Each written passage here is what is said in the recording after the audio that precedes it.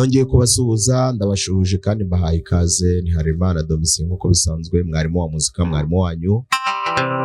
Tukaba turi nyine nk'uko bisanzwe nanone kuri Harerimana Domitien GS, aho dukurikirana amasomo ya muzika umunsi ku munsi. Benshi baranyandikiye barambwira bati umurunga w'iminsi rwose twebwe turacyari ku rwego rwo hasi, gerageza uducurangire ugenda bukeya, ubisubiremo rwose ugende gake ku buryo twashobora kubikurikira. Ifite rero ibice bitatu nk'uko nari nabivuze, cyangwa se byaba binarenga ibice bitatu. Urabona ko ndi muri do cyangwa C major, aho nkoresha iyi ndirimbo ikoresha melody cyane.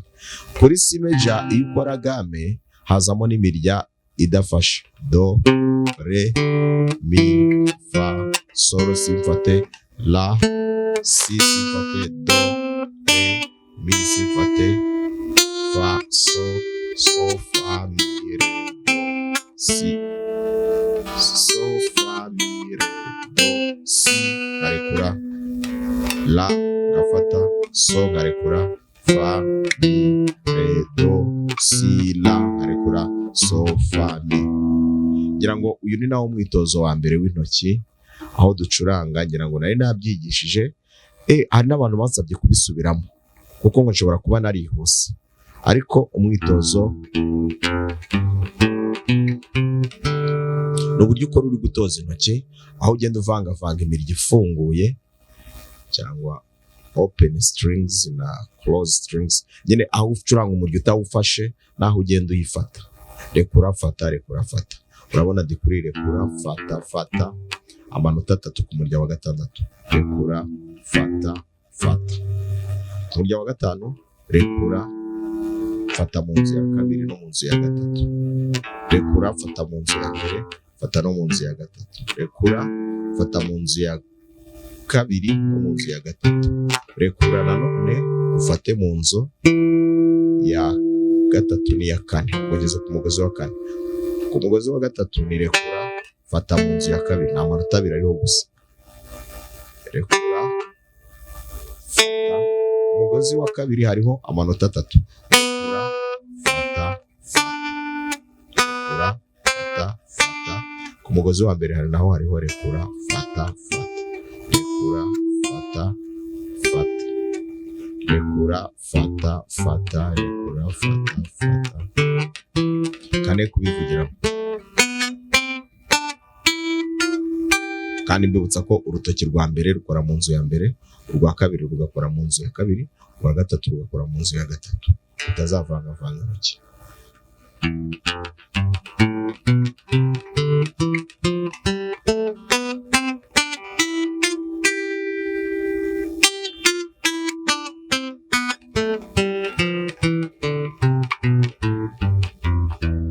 Yes, uyu mwitozo ni umwitozo uri muri do, aho ukora intoki zifunguye.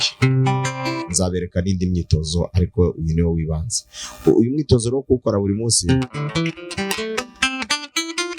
bizagufasha cyane gutuma kuguha ubushobozi bwo gucuranga indirimbo ziri melody ivanze n'amakoro, nk'uko indirimbo nyiri umurunga w'iminsi imeze. Aho yatangiye kuri do octave, kuri do yo hejuru, agakubita do, do na mi, do ebyiri, yimi ubu n'inshuro zingahe? N'eshatu. Nibyo bitangira. Agahita arekura re, mi agakubita re atayifashe, na sol atayifashe,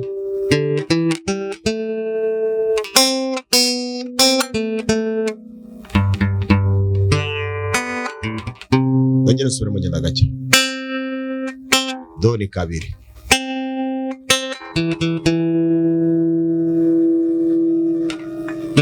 re umurya wa kane atawufashe, akawufata, sol akayirekura, agafata kuri do,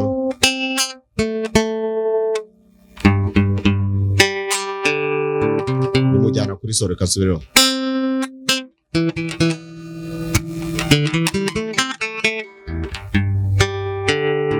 bisa n'ibyihuta kugira ngo injyana ijyemo.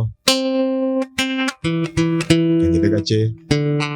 Re, mi, sol, la.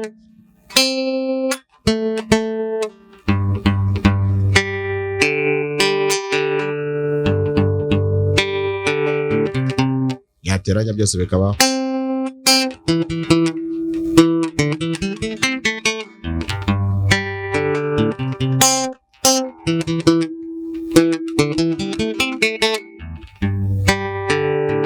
iki ni igice cya mbere. Igice cya kabiri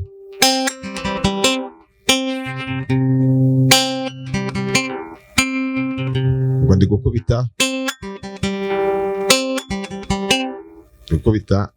do hano mu nzu ya mbere ku mugozi wa kabiri na solo ntayifashe, gasubira kuri do, nkagaruka noneho kuri do yo hasi uriko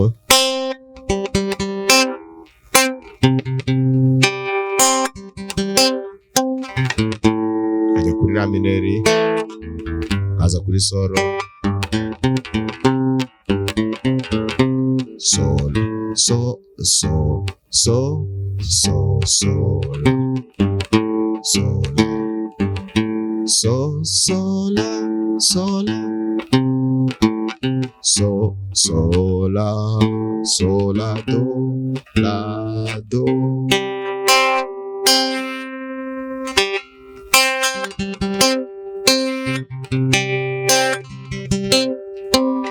Ajya kuri la. So, so, so, la, do. Gasoreza kuri do. Gatsubiremo nitonze.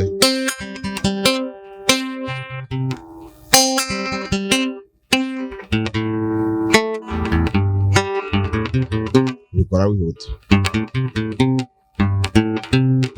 Utaramenyera kwihuta wagenda gake. Icyo ni igice kindi. Noneho ahatangira kuvugira amagambo bijya gusa do, ra, so, do, la. Nitonze.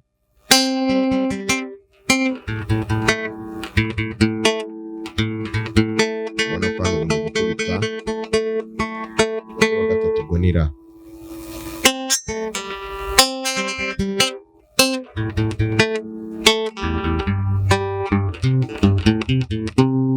Hano havugira amagambo burya gusaza no gusaba kuko tujyana aho niho akomeza kugira amagambo. Do, la, sol. Burya gusaza no gusahurwa kuko aho tujyana nari iyi minsi ndayiyongeza sigara nyitera imbere ziguruka none iranzira nyigamisha aho niho agenda kugira amagambo. Noneho igice kindi haririmbira rero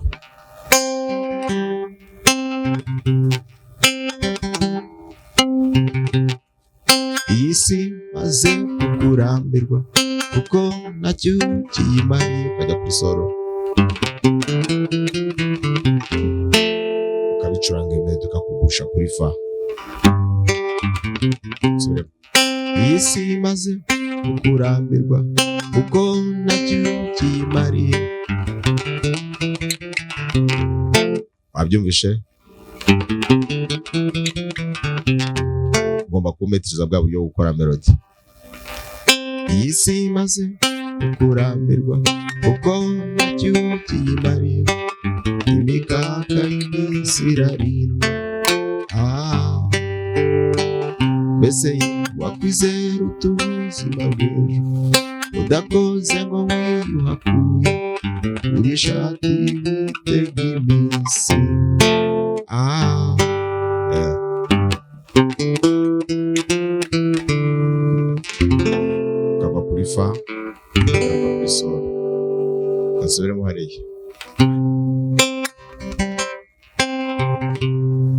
iyi si imaze kurambirwa kuko ntacyo kiyimariye ikaka iminsi irarira. Nibyo ugenda usubiramo noneho kuri korasi. Aho wenda ikibono cyanjye wenda buto bwanjye, aho wenda buzamuka. Amakuru ukoresha. Arangije kuririmba ajya mu gusubiramo. Aho wenda ikibono cyanjye, akajya kuri solo. Buto bwanjye, aho wenda buzamuka, aho wenda ikibono cyanjye, aho wenda buto bwanjye, aho wenda buzamuka. Iyo mpamvu itumye kasubire mwako. Iyo mpamvu itumye nikubwiye wihanangirije.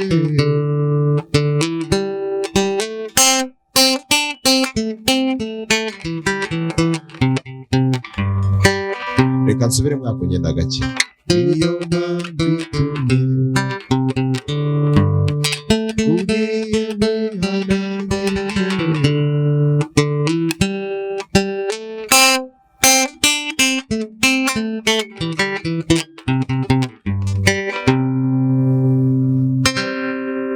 Ngira ngo rero abari bansabye kubisubiramo ngerageje kugenda gahoro. Reka nongere ngende gahoro bishoboka.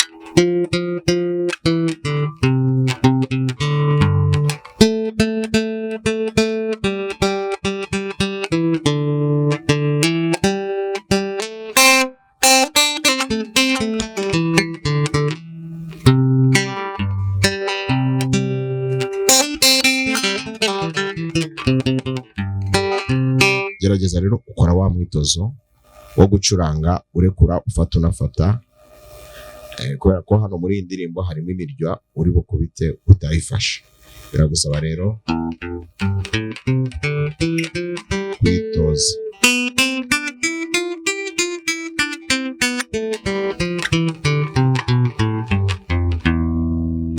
Reka rero mbifurize kugubwa neza, isomo ribagwe neza. Umurunga w'iminsi ushobora kugufata iminsi kugira ngo umetirize gukuza amanota, utwara injyana nk'uko imeze, ariko ni ukwicara ugatuza ukihangana bishyira ubigezeho. Kugubwa neza rero n'isomo ry'uyu munsi. Murakoze cyane.